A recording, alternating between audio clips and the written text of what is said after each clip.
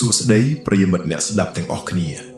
សូមស្វាគមន៍មកកាន់ Channel សំណេរព្រឺព្រួយថ្ងៃនេះយើងខ្ញុំនឹងនាំលោកអ្នកចូលទៅកាន់រឿងនិទានខ្មោចដ៏អាតកំបាំងមួយដែលនិយាយអំពីវិញ្ញាណកូនក្រមុំម្នាក់មិនព្រមចាកចេញពីលោកនេះព្រោះនាងនៅតែរងចាំថ្ងៃរៀបការរបស់ខ្លួនសូមបិទភ្លើងក្នុងបន្ទប់អង្គុយឲ្យស្រួលហើយត្រៀមខ្លួនស្ដាប់រឿងខ្មោចកូនក្រមុំរងចាំថ្ងៃរៀបការ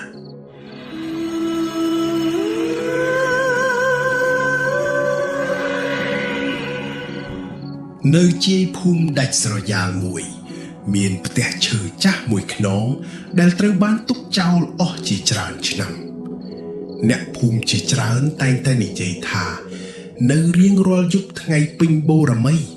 គេតែងឮសំឡេងស្ត្រីម្នាក់យំនឹងឃើញស្រមោលកូនក្រមុំស្លៀករូបពណ៌សឈរក្រោមដើមចំបៃខាងមុខផ្ទះនោះ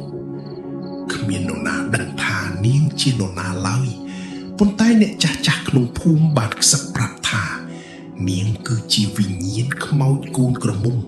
ដែលកំពុងរងចាំថ្ងៃរៀបការមួយដែលមិនដែលមកដល់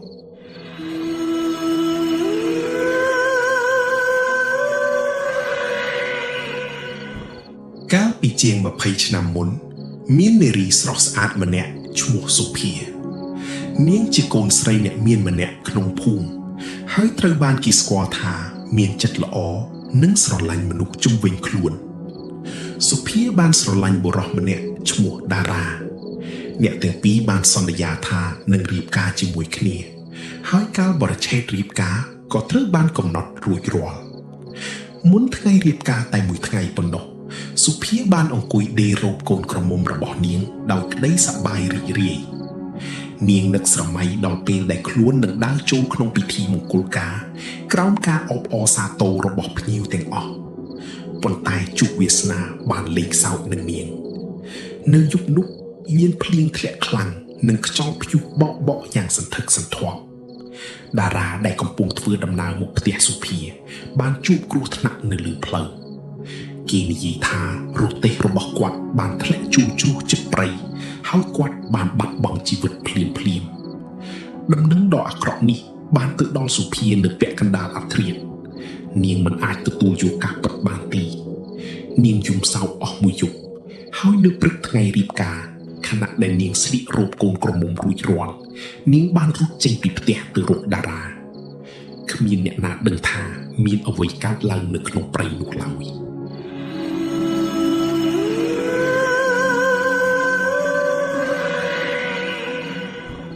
អ្នកភូមិបានរកឃើញរោបកូនក្រមុំពណ៌សមួយប្រឡាក់ដោយភក់និងឈាម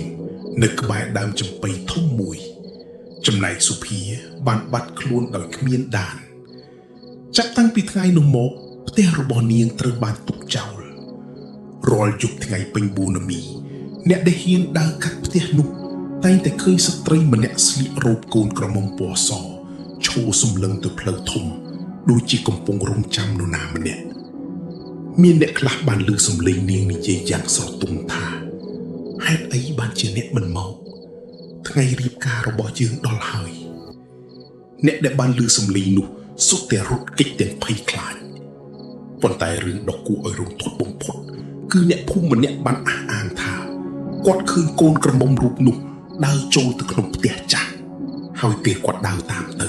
ស្រាប់តែឃើញទ្វារបិទដោយខ្លួនឯងពីខាងក្នុងផ្ទះមានសំឡេងយំនិងសំឡេងជើងដើរយឺតៗលាន់លើកចេញមកនៅពេលទ្វារបើកឡើងវិញគ្មាននរណាម្នាក់នៅទីនោះឡើយប៉ុន្តែនៅលើកញ្ចក់ចាស់មួយក្នុងផ្ទះមានពាក្យមួយឃ្លាលេចឡើងដោយស្នាមដៃសើមថាខ្ញុំនៅតែរងចាំ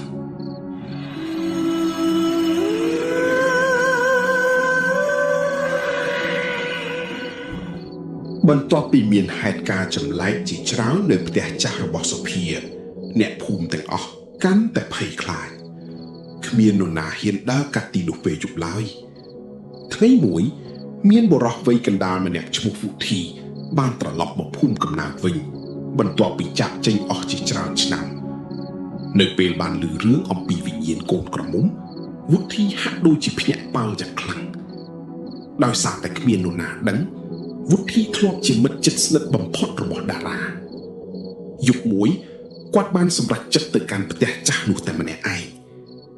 នៅពេលនាឡិកាឈានដល់ម៉ោង 12 យប់ខ្យល់ត្រជាក់បានបក់មកយ៉ាងខ្លាំងស្រាប់តែសំឡេងយំស្រាលបានលាន់ឮពីក្រោមដើមចំបៃวุฒิងាកទៅមើលនៅទីនោះមានស្ត្រីម្នាក់ស្លៀករ៉ូបកូនក្រមុំពណ៌សកំពុងឈរបែកខ្នងឲ្យគាត់រាងកាយរបស់នាងស្លេកស្លាំងហើយសក់ខ្មៅវិញធ្លាក់គ្របលើស្មាวุฒิហៅសំឡេងញ័រថាសូភីមានទេភ្លាមនោះស្ត្រីនោះបានបែរមុខមកយឺតភ្នែករបស់នាងពុំពេញដោយទឹកភ្នែកឈាមមុខរបស់នាងស្លេកដូចមនុស្សស្លាប់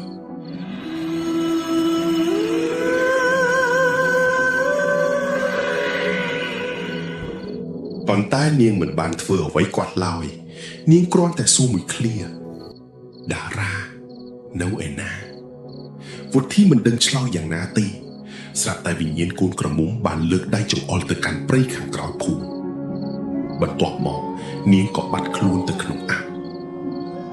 នៅព្រឹកថ្ងៃបន្ទាប់วุฒิបាននាំអ្នកភូមិមួយចំនួនចូលទៅក្នុងព្រៃនោះពួកគេបានដើររហូតដល់ជ្រោះចាស់មួយដែលគេជឿថាជាកន្លែងដែលតារាបានជួបគ្រោះថ្នាក់នៅជិតនោះពួកគេបានរកឃើញរូងដីបាក់បែកមួយនៅខាងក្នុងមានប្រអប់ឈើចាស់មួយត្រូវបានកប់ចោលនៅពេលបើកប្រអប់នោះអ្នកទាំងអស់គ្នាស្ទើរតែស្រែកដោយភ័យខ្លាចក្នុងប្រអប់មានគ្រឿងអលង្ការរបស់សុភានិងសម្បត្តិមួយច្បាប់ដែលសរសេរដោយតារាសម្បត្តិនោះបានបង្ហាញការពិតដ៏គួរឲ្យរន្ធត់មួយនៅយប់មុនថ្ងៃរៀបការតារាមិនបានស្លាប់ដោយគ្រោះថ្នាក់នោះទេគាត់ត្រូវបានមនុស្សមិនស្គាល់មុខវ័យប្រហារដើម្បីប្លន់ប្រាក់និងគ្រឿងអលង្ការសម្រាប់ពិធីមង្គលការ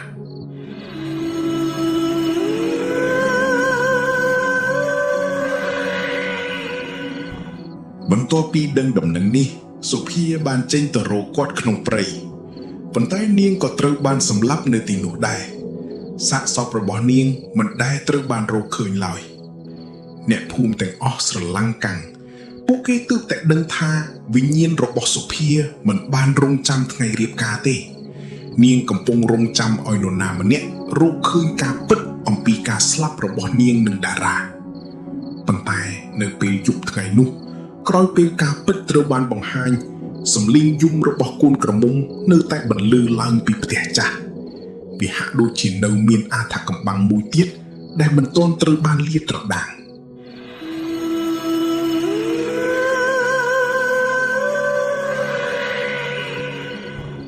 បន្ទាប់ពីរកឃើញសម្បត្តិរបស់តារាអ្នកភូមិជាច្រើនជឿថាវិញ្ញាណរបស់សុភានឹងបានស្ងប់ចិត្តប៉ុន្តែរឿងរ៉ាវមិនបានបញ្ចប់ដូចដែលគេគិតឡើយរៀងរាល់យប់ថ្ងៃពេញបុណ្យមីសំឡេងយំរបស់នាងនៅតែឮចេញពីផ្ទះចាស់วุฒิដែលជាមិត្តជិតស្និទ្ធរបស់តារាបានសម្រេចចិត្តស្វែងរកការពិតជាលើកចុងក្រោយយប់មួយគាត់បានចូលទៅក្នុងផ្ទះចាស់តែម្នាក់ឯងខ្យល់ត្រជាក់បានបក់កាត់បង្អួចចាស់ធ្វើឲ្យទ្វារញាស់ខ្លាំងស្រាប់តែមានសំឡេងស្ត្រីម្នាក់និយាយខ្សឹកនៅពីក្រោយខ្នងគាត់ជួយខ្ញុំផងวุฒิងាកក្រោយភ្លាមសុភាកំពុងឈរនៅទីនោះរកកូនក្រមុំរបស់នាងប្រឡាក់ឈាម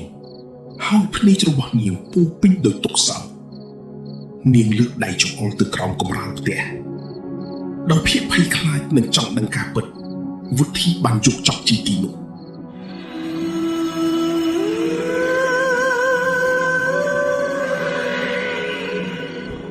បន្ទាប់ពីជីកបានមួយសន្ទុះគាត់បានប្រទះឃើញប្រអប់ដែកចាស់មួយ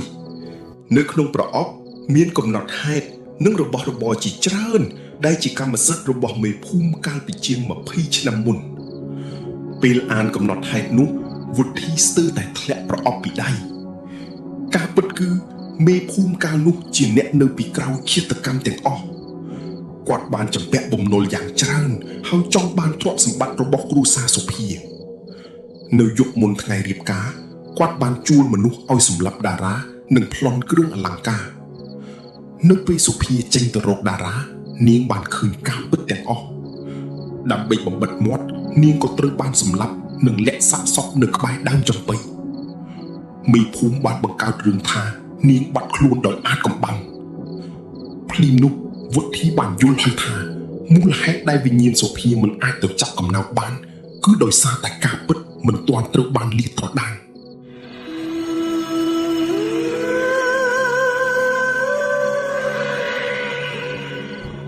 នៅថ្ងៃបន្ទាប់អ្នកភូមិទាំងអស់ត្រូវបានប្រមូលផ្ដុំគ្នាវុធីបានបង្ហាញភស្តុតាងទាំងអស់ទីបំផុតការពិតដែលត្រូវបានលាក់អស់ជាច្រើនឆ្នាំក៏ត្រូវបានដឹងទូទាំងភូមិអ្នកភូមិបាននាំគ្នាទៅរកកន្លែងដែលសុភាត្រូវបានកប់ក្រោយពីជីកអស់ជាច្រើនម៉ោងពួកគេបានរកឃើញអដ្ឋិធាតុរបស់នាងនៅក្រោមដើមចំបៃធំនោះពិធីបុណ្យតាមប្រពៃណីត្រូវបានរៀបចំឡើងដើម្បីឧទ្ទិសកុសលដល់សុភានិងតារានៅយុគចុងក្រោយមុនពេលពិធីបញ្ចប់វុធីបានឃើញសុភាជាលើកចុងក្រោយលើកនេះនាងមិនមានទឹកភ្នែកឈាមទៀតទេរូបកូនក្រមុំរបស់នាងស្អាតដូចថ្ងៃដែលនាងរៀបការវិញនៅក្បែរនាងមានតារាកំពុងឈរញញឹមអ្នកទាំងពីរកាន់ដៃគ្នាហើយសម្លឹងមើលវុធីសុភាបាននិយាយដោយសំឡេងទន់ភ្លន់ថាអរគុណដែលបានជួយឲ្យការពិតត្រូវបានដឹងបន្ទាប់មកពន្លឺពណ៌សមួយបានបង្ហាញឡើងជុំវិញខ្លួនអ្នកទាំងពីររាងកាយរបស់ពួកគេក៏រសាត់បាត់ទៅក្នុងពន្លឺនោះបន្តិចម្ដងចាប់តាំងពីយុគនោះមកសំឡេងជុំនឹងស្រមោលកូនក្រមុំក៏លេងបង្ហាញខ្លួនទៀតហើយផ្ទះចាស់ត្រូវបានទុកឲ្យនៅស្ងប់ស្ងាត់ដូចធម្មតាហើយរឿងរ៉ាវរបស់កូនក្រមុំដែលរងចាំថ្ងៃរៀបការក៏បានក្លាយជារឿងនិទានមួយដែលអ្នកភូមិនិយាយតគ្នារហូតមក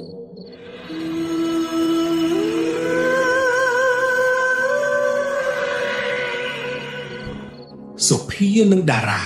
ទីបំផុតបានជួបគ្នាវិញបន្ទាប់ពីការរងចាំដ៏យូរអង្វែងវិញ្ញាណរបស់ពួកគេបានទៅកាន់ទីសុខសាន្តបន្ទាប់ពីការពិតត្រូវបានលាតត្រដាងនិងយុត្តិធម៌ត្រូវបានផ្ដល់ជូនប៉ុន្តែអ្នកចាស់នៅក្នុងភូមិនៅតែនិយាយថានៅរាត្រីថ្ងៃពេញបូណ៌មីខ្លះប្រសិនបើអ្នកឈរនៅក្រោមដើមចំបៃនោះដោយស្ងៀមស្ងាត់អ្នកអាចឮសំឡេងសើចដ៏មានសុភមង្គលរបស់គូស្នេហ៍មួយគូបន្លឺឡើងតាមខ្យល់រាត្រី